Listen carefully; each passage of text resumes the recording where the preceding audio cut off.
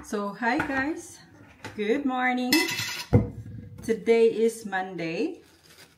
Pupunta ako ng bibisita ako kay Tatay Digong. So, ngayon muna ako magtsatsaa. Para kasi yung tiyan ko talaga Tapos, pala ako, gumawa ako ng biko para i-share sa ating mga doon, mga kababayan. So, naka-impake na siya, andyan na.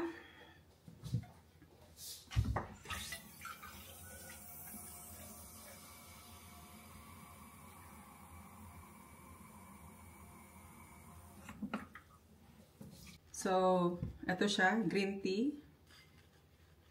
Tapos dito sa akin malagay ang malaki. Para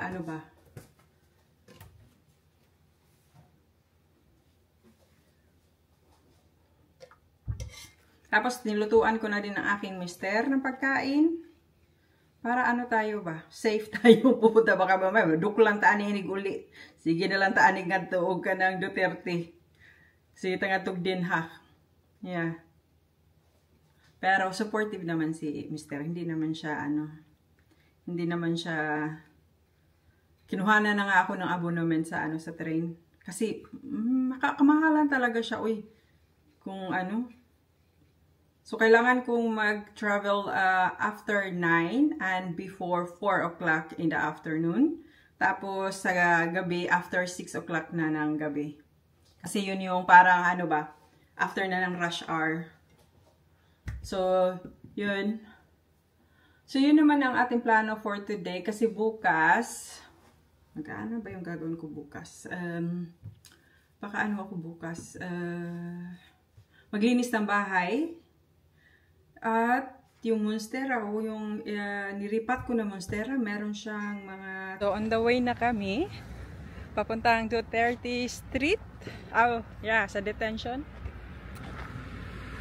Andyan si Congressman Pulong Duterte, si Bastian Duterte, at saka si Kitty.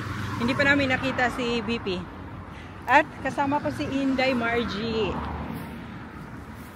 Ang aking friendship na YouTuber. Sana all. Sikat na YouTuber yan dito. Sikatok. Sikatok. Sikatok. Sikatok. Sana all. Tapos may dala akong biko. Biko pa more. Pakaunan ako si Basti. You vlog me, I vlog you. I vlog you. Ano siya din, mga YouTuber namin. So, naka-check-in si Tatay sa Duterte Castle. Diba? Ang ganda ng gate nila. Ang dami ng tao. Pero wala pa talagang Ayan. Daghan kasi ni Derek pagkaon. Si ate, gusto, dito lang kayo. Alam niyo, ito si ate. Ito ang nagpalibre. Andiyan na si Mayor Basti. Dito po muna tayo. Mayor, kailan po kayo dumating? Dito sa Daig? Kapon. Kapon na. Nang gabi. Nang gabi. Mga 6. So medyo, jet lag pa. Actually, okay naman. Okay naman. Nakatulog naman ako. Tayo ko lang yung kapatid ko bago tayo magsimula. No problem, Mayor. Layo kasi. Tagal, no? Hindi ako mahilig talaga ng long flights sa buhay ko. Kaya most of the time pag nagbabakasyon ako, Asia lang. Kasi maganda rin naman yung mga lugar natin dyan sa Asia. Ito pata. So, Mayor, nakumpleto ba ho kayong 4 ngayon sa bisita? Hindi. Kami lang 3 ni Kitty, ng kapatid ko si Pulong at saka ako. Okay. Kamusta naman po si Tatay? Dahil uhaw na uhaw talaga kami sa balita kay Tatay. Buhay pa naman siya. Pero hindi siya yung dapat na yung isang tao na ganun yung kondisyon niya sa edad niya na dapat nasa isang detention center. You know what I mean? Yes. Sa kalagayan niya at saka na lang natin i-mention yung kung anong contribution niya sa Pilipinas. Huwag na lang yon, yung kalagayan niya lang yung iisipin at kalusugan ng tao. He's already 80 years old, tapos ganon yung treatment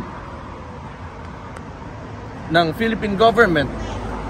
The head of state is Bongbong Marcos, diba? Ganon yung treatment niya sa tao. Another one, I do not know if this will go well with the, with the Dutch, pero you are very sensitive when it comes to human rights. So sana maisip nila rin na they should open the debate. Yun lang naman dapat sana. Wala naman, we're not against, kung sino man nagpapatakbo or this place or this country is allowing it to happen, but they should open up the debate to put an 80-year-old individual na medyo may problema na sa kalusugan, may mga sakit na rin, na bakit nandyan siya at ano ba talaga yung kasalanan niya, diba? Because kung ako tatanungin nyo, if it is a war against drugs, kasi yun yung dahilan ng mga who is opposing him, kaya nandito siya. Sino ba ang tinatamaan nun? If you are against drugs, di yung tinatamaan nun yung mga nagbebenta, mga poser, mga drug lord. So paano siya naging mali doon? Because he wants to save the victims of these people. So anong kasalanan ng tao ngayon na nandyan siya sa... Ayoko na magalit. Ano pong napag-usapan nyo? Ano pong napag-usapan nyo po ngayon sa Dalao? Wala naman, mga... nangungumusta lang sa Davao. Sabi ko, traffic. Kasi hindi naman nagre-release talaga ng budget yung legislatura natin. Walang budget yung DOTR to go through with the Davao bus system. Mga ganun bagay. Trivia lang naman. Tapos balita sa pamilya, we were talking about the mga apo niya. Yan. Wala naman masyado. Wala pong current affairs kayo na pag-usapan sa politika sa Pilipinas? Wala naman. Wala mang mga bagong ngayon na mga bagong tawag dyan. Yung nabubuking na mga kabit pala o dyan ng mga artista, mga iba. Sige po, questions po? Mayor, good afternoon. Wait lang. May iba po tayo. Salamat po sa update kay Tatay Digong sa araw nito. Your comment po, Mayor, tungkol po sa ongoing investigation sa flood control projects. So anong basa ninyo dito, sir? Sa tingin po ba natin papapanagot ang mga nasa likod ng katiwalaan kaugnay sa mga sabing proyekto? Alam nyo, tingin ko lang dyan, okay man, sabihin na natin, kasi si BBM kasi sa chain of command siya yung nasa taas, and for the past 3 years he allowed that to happen. So whose responsibility is that? So ngayon mag-e-expose siya na kunwari ng mga congressman niya na under din naman sa kanya because you're the president. Ikaw pumirma ng budget na yon. Tapos ngayon sisisihin mo sino? Yung mga nagpasa ng bakit? In the first place, bakit mo hindi sinigurado? Kasi pinagyabang mo yan sa pangalawang SONA mo na may 5,500 flood mitigation projects ka. Tapos ngayon nagkaganon, tapos sisisihin mo yung ibang tao. Ikaw yung presidente, you're the executive ng buong bansa. Responsibilidad man yun. If there is someone to blame, that will be him. Okay naman, kasi yung mga ibang politiko ngayon, ginagawa din nilang plataforma. So si Magalong, nag-a-align sila, but yung kinakalaban nila are the congressmen. Why not ask or question the president himself? Correct. Kasi dinadivert tayo dyan sa mga congressman na yan, cooking show ba? But, sino man yung responsable talaga ng lahat? Sino pumirma ng budget? At sino implementing agency?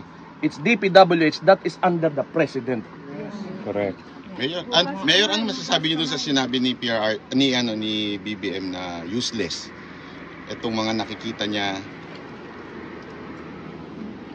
I think, yung nakikita niya useless daw yung mga proyekto. Kasing useless niya nga.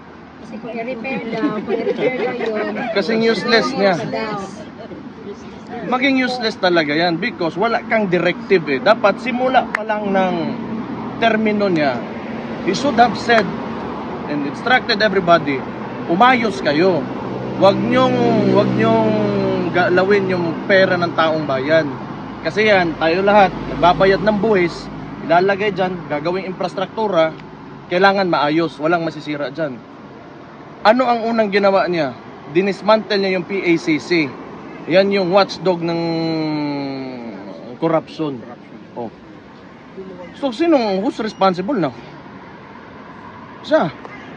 So, itong mga nag-iingay ngayon, that is yung sumasakay sa plataforma, kunwari ng presidente na may expose siya, you ask the president himself.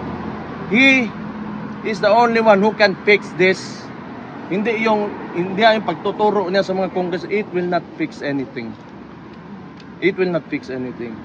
And, isa pa, 3 taon na siyang nakangangalang, kaya nangyari yan. So, kaninong kasalanan yan ngayon? It will only happen if you allow it to happen. Ngayon lang na gano'n na, tapos lagi ng tawhanan ng utang igit ng buwis. Next question. Next question. Mayor, di ba sinabi nyo na may kasalanan talaga yung DPWH? Pero bakit kaya sa tingin nyo until now hindi pa niya sinisibak si Secretary Bunoan ng DPWH? Ganito yan. Ang tingin ko lang dyan,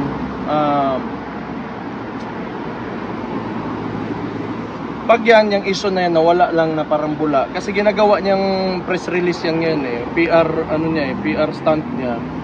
Na pupunta sa doon, gano'n. Kunwari, may nangyari talaga. Tapos walang makukulong na congressman o kahit sinong politiko, walang makukulong sa mga flood projects na yan. Ibig sabihin, palabas lang yan lahat. Diba? O kung serious talaga siya, sabi niya na, diba?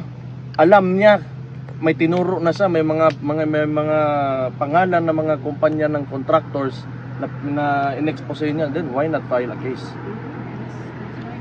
Kung talagang gusto mo ipakita sa tao, okay, you want to redeem yourself, sige, pakulong ka dyan. Kahit isang congressman lang. Yung mga nasa Committee on Appropriations po na nag-approve ng mga insertions, itong dapat gawin dyan, yung mga pinakamalalapit sa kanya. Sa ano? Kay Presidente, Speaker, at saka yung committee chairman na dating Zaldico. Zaldico yan. Si Stella Kimbo for a while, diba? Tapos ngayon may bago. Yun. They should look into Zaldico. Kasi yun na nga. Pag tumahimik yan lahat bigla, tapos wala talagang resulta, na concrete result, na may nakulong, may nakuhan, somebody filed the case against somebody, cooking show. Cooking lang na. Mayor Baste, on a different matter, sir, may you share to the entire Filipino community what's the reason behind why your father summoned his 4 children to appear before him for a family visit? If it's possible only, sir. Wala naman talaga. Siguro gusto niya talaga nakita niya kaming lahat. Wala man siya sinabi specific talaga na reason. Ikaw, alam mo? Nag-text lang siya bigla ng through call yun eh.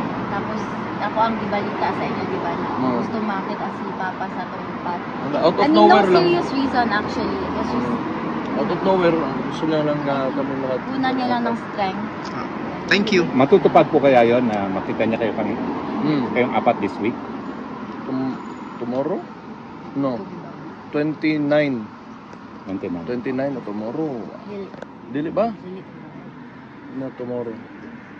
Within the week. Within the week.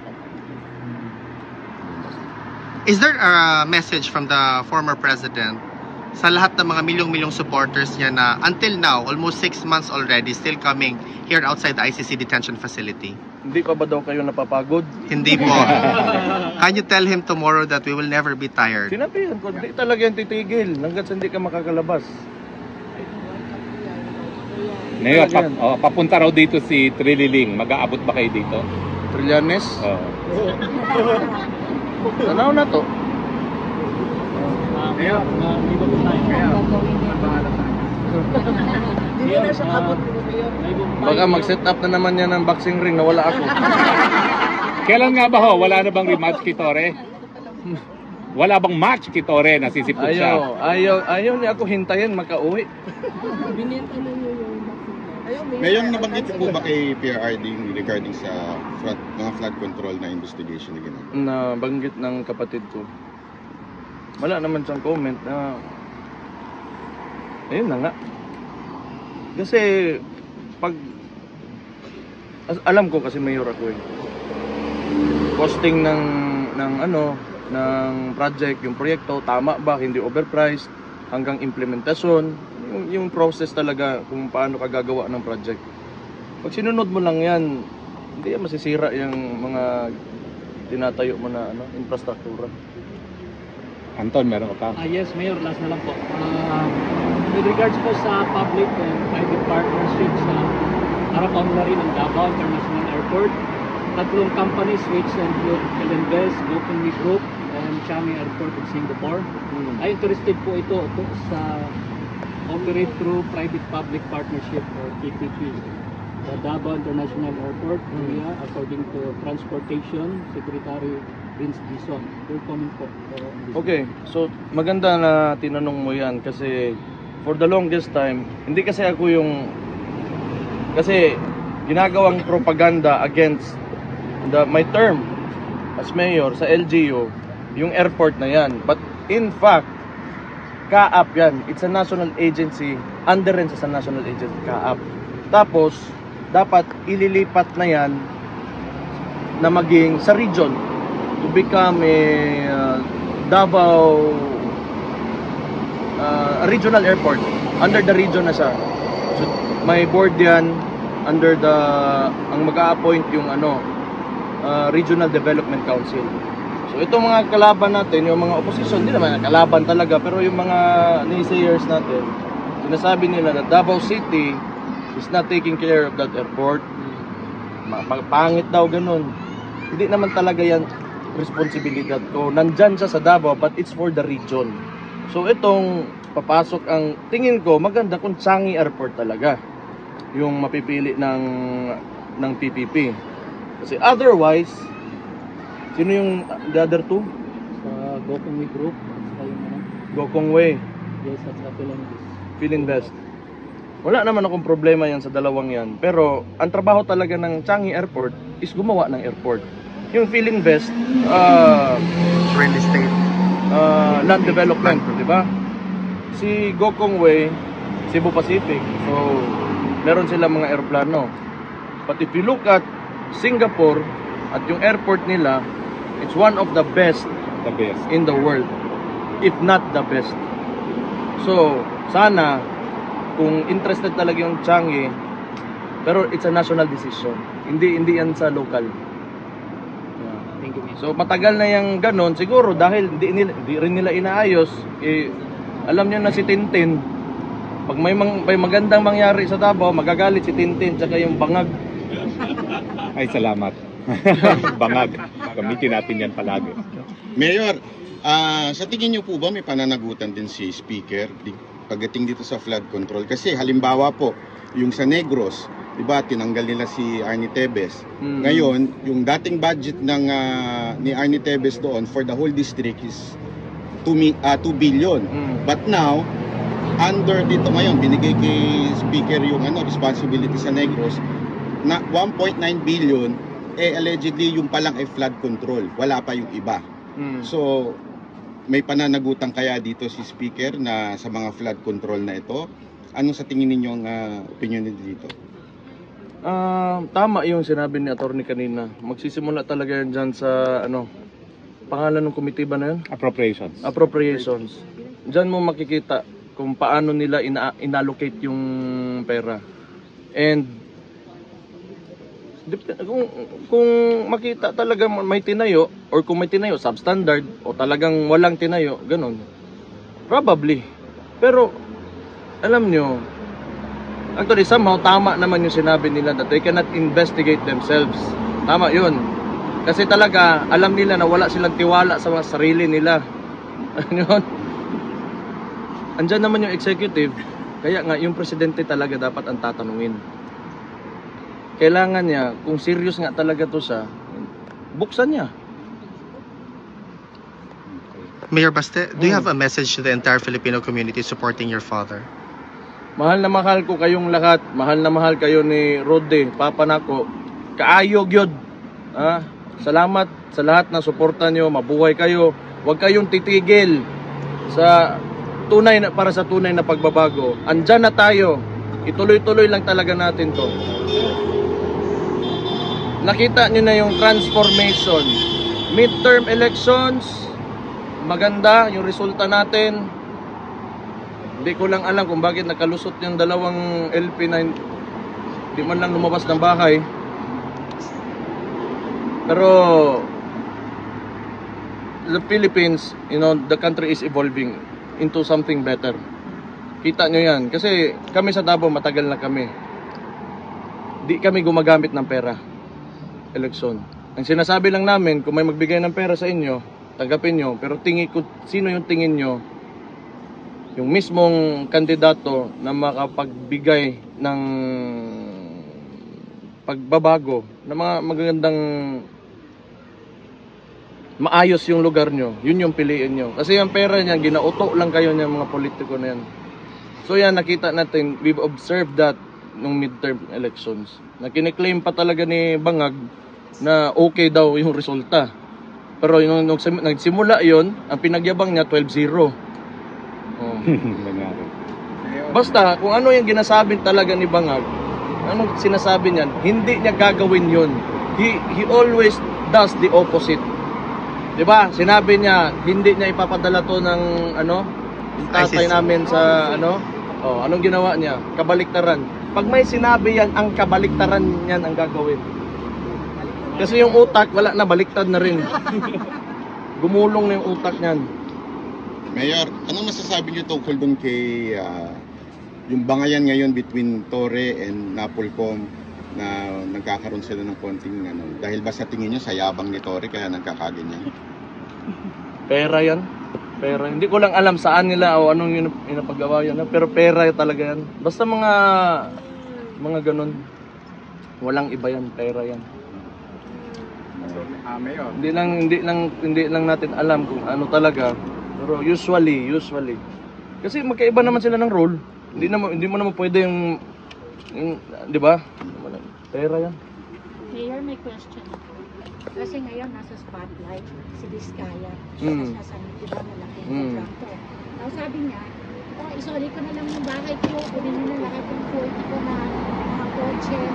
So pag ginawa mo yun, is that enough? Hindi na siya magpapulong. That's it? When you return everything I do not know what the law says. But that doesn't mean you did not do it. Right? Diba? Hindi ibig sabihin na sinauli mo, kunwari, may ninakaw ka, tapos sinauli mo, hindi ibig sabihin na hindi ka nagdakaw. Yun naman yun. Diba? Lahat sila parang ganun yung gagawin. Susuliin na lang nila para tama na. I think siguro ang ma-modify dyan ang sentensya niya. Kung aamin talaga siya, na guilty siya, ganun, probably. But I'm not a lawyer, I cannot answer that. Mayor, do you have time? I'm excited sila magpa-picture sa iyo. Ito yung araw na parang ang dami-daming first-timers ngayon. No? Maraming salamat sa mga first-timers. No? Okay lang na magpa-picture sila? Okay lang. Picture lang, line up lang po tayo doon. Then, everyone will have a chance to Thank you, Mayor. Picture muna sila.